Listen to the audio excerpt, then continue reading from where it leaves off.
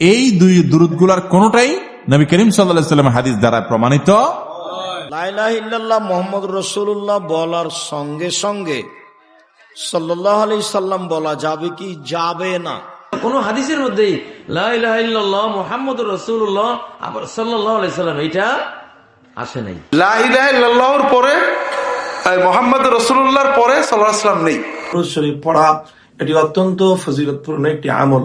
দুরুদগুলো পড়া কি বিদাত হবে? জি, অবশ্যই বিদাত। দুরূদ শরীফ পাঠ করা এটা আল্লাহর হুকুম। সুপ্রিয় দর্শক, লা ইলাহা ইল্লাল্লাহ এর সাথে মুহাম্মদুর রাসূলুল্লাহ বলা যাবে নাকি যাবে না, এ বিষয়ে কোরআন হাদিসে কোথাও আছে নাকি নেই, এ বিষয়ে কথা বলতে আমাদের দেশে 10 জন বিজ্ঞ আলেম আমাদের স্টুডিওতে উপস্থিত রয়েছেন। তাদের মুখে শুনবো বক্তব্যগুলো।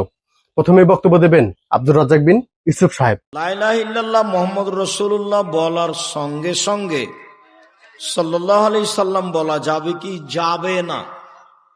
লা ইলাহা ইল্লাল্লাহ মুহাম্মদুর রাসূলুল্লাহর সাথে সাল্লাল্লাহু আলাইহি সাল্লাম বলা যাবে না। এই পর্যায়ে বক্তব্য দেবেন মতিউর রহমান মাদানী সাহেব। দুরুদগুলো পড়া কি বিদাত হবে? জি, অবশ্যই বিদাত। এই দুরুদগুলি কোন সহিহ হাদিসও নেই, হাসানে জয়ীফ হাদিসও নেই, বরং মওযু হাদিস কিতাব নেই। এগুলো একেবারে সুফিদের বিদাতীদের বানানো দুরুদ। তারা এই দুরুদগুলি নিজেরা বানিয়েছে। যেমন ভারত বাংলাদেশে, বিশেষ করে বাঙালি সমাজের মধ্যে একটি সম্মিলিত দুরুদ আছে, যেটা ওয়াজ মাহফিলের দুরুদ বা মিলাদ মাহফিলের দুরুদ। আল্লাহুম্মা সাল্লি আলা সাইয়্যিদিনা মাওলানা মুহাম্মদ ওয়া আলা আলি সাইয়্যিদিনা মাওলানা মুহাম্মদ। এটা হচ্ছে মাহফিল বা মিলাদের দুরুদ, জলসার দুরুদ। আর আসসালাতু ওয়াসসালামু আলাইকা ইয়া রাসূলুল্লাহ, আসসালাতু ওয়াসসালামু আলাইকা ইয়া হাবিবাল্লাহ, আসসালাতু ওয়াসসালামু আলাইকা ইয়া খায়রা খালকিল্লাহ ইত্যাদি। এসব বানানো দুরুদগুলি আর তারা চিৎকার করে পড়ে থাকে, সবগুলি বিদআত। জি, আপনার আমার কাছে যখন উত্তম বিকল্প আছে, নবী সাল্লাল্লাহু আলাইহি ওয়াসাল্লামের হাদিসে যে দুরুদগুলি আছে সেগুলি পড়বেন। জি, অন্য এসব বিদআতি দুরুদ পড়বেন না। এখন বক্তব্য দেবেন মুক্তার আহমেদ সাহেব। লা ইলাহা ইল্লাল্লাহ মুহাম্মাদুর রাসূলুল্লাহ বলার পর সাল্লাল্লাহু আলাইহি ওয়াসাল্লাম বলা যাবে না। কারণ হিসেবে তিনি বলেছেন, কোরআন পড়ার সময় যেখানে রাসূলুল্লাহ সাল্লাল্লাহু আলাইহি ওয়াসাল্লামের নাম এসেছে সেখানে সাল্লাল্লাহু আলাইহি ওয়াসাল্লাম পড়া হয় না। অর্থাৎ হযরত মুহাম্মদ সাল্লাল্লাহু আলাইহি সাল্লাম এর নাম শুনলে কিছু কথা উল্টোপাল্টা আছে, নাম শুনলে কিছু কিছু জায়গায় দুরুদ পড়তে হয় না। এই বিষয়ে আপনার থেকে জানতে চাচ্ছিলাম। যখনই মুহাম্মদ শব্দটা আসবে তখনই আপনি সাল্লাল্লাহু আলাইহি ওয়াসাল্লাম বলবেন, এটাই হচ্ছে নিয়ম। কিন্তু কয়েক জায়গায় বলবেন না। কোন জায়গায় বলবেন না? সালাতের ভিতরে থাকলে অবশ্যই বলবেন না। সালাতের ভিতরে কেউ যদি বলে মুহাম্মাদুর রাসূলুল্লাহ ওয়াল্লাযিনা, আপনি সাল্লাল্লাহু আলাইহি ওয়াসাল্লাম এখানে বলবেন না, কারণ আপনি এটা কোরআন তেলাওয়াত করছেন। ঠিক সালাতের ভিতরে এটা পড়লে আপনি পড়বেন না। অনুরূপভাবে আপনি যখন কোরআন তেলাওয়াত পড়বেন তখন সাল্লাল্লাহু আলাইহি ওয়াসাল্লাম বলবেন না, কারণ আপনি কোরআন পড়ার মধ্যে আছেন। ঠিক অনুরূপভাবে আপনি যখন মুহাম্মদ শব্দটা পাননি, সাল্লাল্লাহু আলাইহি রাসূলুল্লাহ সাল্লাল্লাহু আলাইহি ওয়াসাল্লাম বলেছেন, তখন আপনার বলা লাগবে না আরেকজন সাল্লাল্লাহু আলাইহি ওয়াসাল্লাম। মুহাম্মদ শব্দটা থাকলে বাইরে কেউ কথা বলছে মুহাম্মদ সাল্লাল্লাহু আলাইহি ওয়াসাল্লাম, তখন আপনি বলতে হবে। তবে যেখানে লা ইলাহা ইল্লাল্লাহ মুহাম্মাদুর রাসূলুল্লাহ কেউ বলে, আশহাদু আল্লা ইলাহা ইল্লাল্লাহ মুহাম্মাদুর রাসূলুল্লাহ, সেখানে সাল্লাল্লাহু আলাইহি ওয়াসাল্লাম বলার দরকার নেই। কারণ এটা হচ্ছে একটা খবর শেষ হয়ে গেছে। এখানে এটা হচ্ছে কালেমার ঘোষণা দিচ্ছে। কালেমার ঘোষণা যেখানে দিবে সেখানে আবার সাল্লাল্লাহু আলাইহি ওয়াসাল্লাম বলা লাগবে না। এমনি মুহাম্মদ সাল্লাল্লাহু আলাইহি ওয়াসাল্লামের নাম আসলে তখন বলতে হবে। এখন বক্তব্য দেবেন মুফতি কাজী ইব্রাহিম সাহেব। লা ইলাহা ইল্লাল্লাহ মুহাম্মাদুর রাসূলুল্লাহ, না, এখানে লাগবে না। এখানে এটা সুন্নাহর মধ্যে নাই। কারণ এখানে ওয়ারাফা'না লাকা যিকরাক অলরেডি হয়ে গেছে। আল্লাহর নামের সাথে নবীজির নাম যুক্ত করে যে সম্মানটা, ওনার যে সম্মানটা পাও না, ওই সংযুক্তি দিয়েই ওই সম্মান আল্লাহ দিয়ে দিয়েছেন। এখানে সাল্লাল্লাহু আলাইহির প্রয়োজন নাই, মর্যাদা দেওয়া হয়ে গেছে। এই জন্য কোন হাদিসের মধ্যেই লা ইলাহা ইল্লাল্লাহ মুহাম্মাদুর রাসূলুল্লাহ আবার সাল্লাল্লাহু আলাইহি সাল্লাম এটা আসে নাই। এটা বলাটা এটা বাড়তি কিছু, আমরা এটা বলবো না। এই পর্যায়ে বক্তব্য দেবেন মুফতি আরিফ বিন হাবিব সাহেব। দুরূদ শরীফ পাঠ করা এটা আল্লাহর হুকুম। আমরা যে নবীজির উপর দুরূদ পড়ব, এই হুকুমটা আল্লাহর। তো আল্লাহর হুকুম পালনার্থে আমরা নবীজির উপর দুরূদ শরীফ পড়ব। সূরা আহজাব আয়াত নাম্বার 56 আল্লাহ বলেন, ইন্নাল্লাহা ওয়া মালাইকাতাহু ইউসাল্লুনা আলান নবী ইন্নাল্লাহ নিশ্চয়ই আল্লাহ ওয়া মালাইকাতাহু এবং তার ফেরেশতাগণ ইউসাল্লুনা আলান নবী নবীজির উপর সালাত পাঠ করে। কি পাঠ করে? সালাত। এখন যেহেতু প্রথমে আল্লাহ আসছে, পরে ফেরেশতা আসছে, আল্লাহর সাথে সালাতের অর্থ হবে একটা, আবার ফেরেশতাদের সাথে সালাতের অর্থ হবে আরেকটা। ইমাম বুখারী রহমতুল্লাহি আলাই আবুল আলিয়া রহমতুল্লাহি আলাইর সূত্রে বুখারী শরীফের মধ্যে এই আয়াতের ব্যাখ্যা করেছেন, ইন্নাল্লাহ নিশ্চয়ই আল্লাহ দুরূদ পড়ে, এর দ্বারা উদ্দেশ্য কি?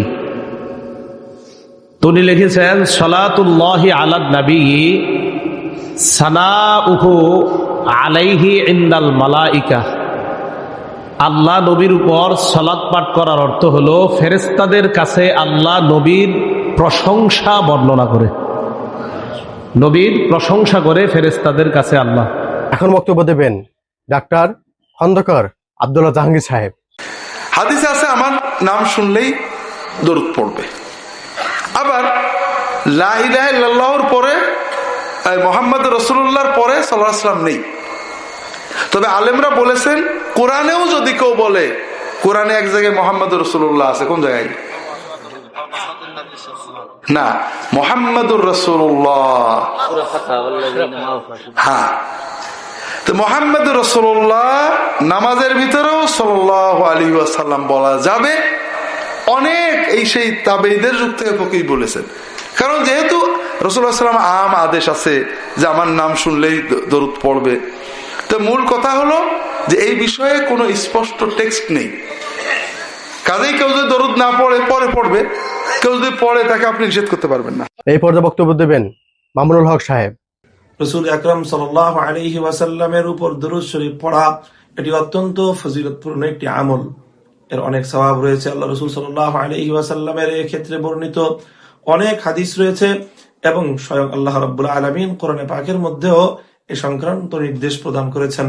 আল্লাহ বলেছেন, যেমনটি সূরাতুল আহজাবের মধ্যে আল্লাহ বলেছেন, ইয়া আইয়ুহাল্লাযীনা আমানু সাল্লু আলাইহি ওয়া সাল্লিমু তাসলিমা, হে ঈমানদারগণ তোমরা আল্লাহর রাসূলের উপর দরুদ পাঠ করো এবং তার উপর রহমতের দোয়া করো এবং তাকে সালাম প্রদান করো।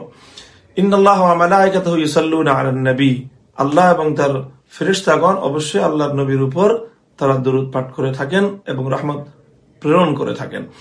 সুতরাং একটা হলো পবিত্র কোরআনে পাকের মধ্যে রাসূল সাল্লাল্লাহু আলাইহি ওয়াসাল্লামের উপর দরুদ পড়তে বলা হয়েছে এবং আল্লাহর নবীর জন্য রহমতের এবং সালামের দোয়া করার শিক্ষা এবং নির্দেশনা কোরআনে পাকের মধ্যে আল্লাহ পাক রব্বুল আলামিন দিয়েছেন।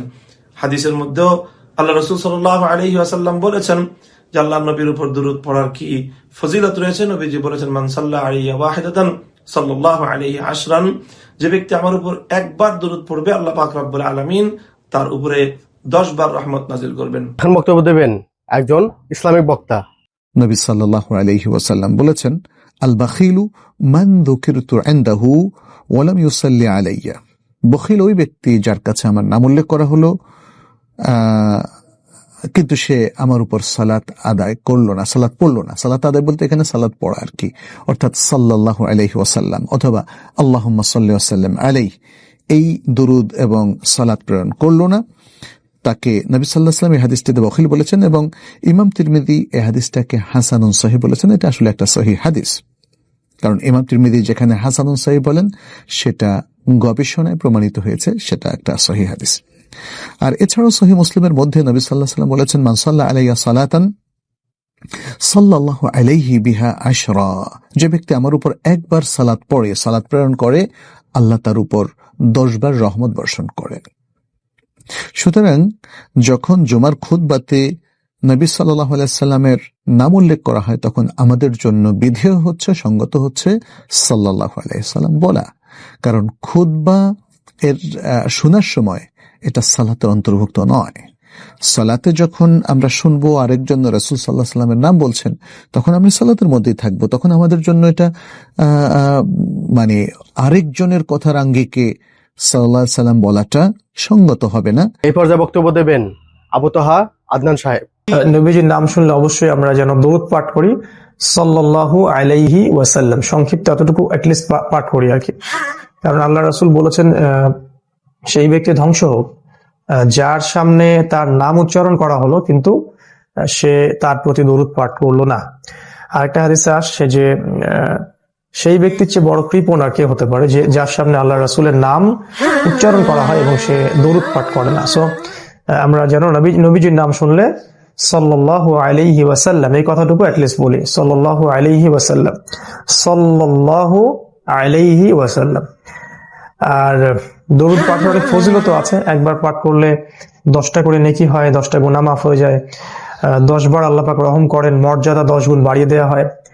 এবং যখন কোনো ব্যক্তি রাসূলুল্লাহ সাল্লাল্লাহু আলাইহি সাল্লামের প্রতি দরুদ এবং সালাম পেশ করে, তখন এক ক্যাটাগরির স্পেশাল মালায়েকা বা ফেরেশতা আছেন যারা সেই দরুদগুলো কালেক্ট করে নবী সাল্লাল্লাহু আলাইহি সাল্লামের কবরে পৌঁছে দিয়ে থাকেন এবং নবীজি সাল্লাল্লাহু আলাইহি সাল্লাম সেই সালামের উত্তর দিয়ে থাকেন। সর্বশেষ বক্তব্য দেবেন শায়েখ আহমদুল্লাহ সাহেব। দুরুদ পড়া অনেক ফুকায়ে কেরামের মতে জীবনে কমপক্ষে একবার অন্তত পড়াটা আবশ্যক, না পড়লে গুনাহগার হবে। যেহেতু আল্লাহ তাআলা কোরআনে কারীমে নির্দেশ করেছেন ইয়া আইয়ুহাল্লাযীনা আমানু সাল্লু আলাইহি ওয়া সাল্লিমু তাসলিমা, এজন্য দুরুদ পাঠ করতে হবে। কিন্তু দুরুদ পাঠ এটার জন্য সবচেয়ে উত্তম ভাষ্য, দুরুদের সবচেয়ে উত্তম ভার্সন হলো দুরুদ ইব্রাহিম। নবী করিম সাল্লাল্লাহু আলাইহি ওয়াসাল্লাম সাহাবীদেরকে এই দুরুদটাই শিখাইছেন। কেউ দুরুদ জানতে চাইলে তিনি এটাই তাকে শেখাতেন। একটু পড়তে বেশি সময় লাগে বড়, কিন্তু সওয়াব ওই রকম বেশি। আর সবচেয়ে সংক্ষিপ্ত দুরুদ হলো সাল্লাল্লাহু আলাইহি ওয়াসাল্লাম, এটা হলো সবচাইতে ছোট দুরুদ। এই দুইটা ছাড়া আর বাকি আপনি আপনার যে কোনো ভাষায় নবী করিম সাল্লাল্লাহু আলাইহি ওয়াসাল্লামের জন্য যদি দোয়া করেন, আল্লাহ আপনি আপনার রাসূলের প্রতি শান্তি বর্ষণ করেন, তার প্রতি আপনি অনুগ্রহ নাজিল করেন, তাহলে এটাও দুরুদ হিসাবে গণ্য হবে। তবে উত্তম হলো ওই যে নবী সাল্লাল্লাহু আলাইহি ওয়াসাল্লামের শেখানোটা, অর্থাৎ দুরুদ ইব্রাহিম। এর বাইরে আমাদের সমাজে অনেক রকম দুরুদ আছে। দুরুদে নারিয়া আছে, দুরুদে তুনাজ্জিনা আছে, দুরুদে লাখি, দুরুদে হাজারি, দুরুদে অনেক রকম দুরুদ আছে। এই দুই দুরুদগুলোর কোনোটাই নবী করিম সাল্লাল্লাহু আলাইহি ওয়াসাল্লামের হাদিস দ্বারা প্রমাণিত। এই দুরুদগুলোর কথার মধ্যে যদি খারাপ কিছু না থাকে তাহলে আপনি পড়তে পারেন, সেটা জায়েজ, কিন্তু এটা পড়লে সওয়াব হবে বা অমুক উদ্দেশ্য হাসিল হবে, এতবার পড়লে এতবার নেকি হবে, এগুলো সব আমাদের বানানো। এগুলোর কোনো ভিত্তি কোরআন হাদিসে, এগুলো বিভিন্ন ওজিফার বই টইতে পাবেন, কিন্তু এগুলোর কোনো গ্রহণযোগ্য ভিত্তি নাই। বিধায় সেদিকটা আমাদের খেয়াল রাখতে হবে ইনশাআল্লাহ।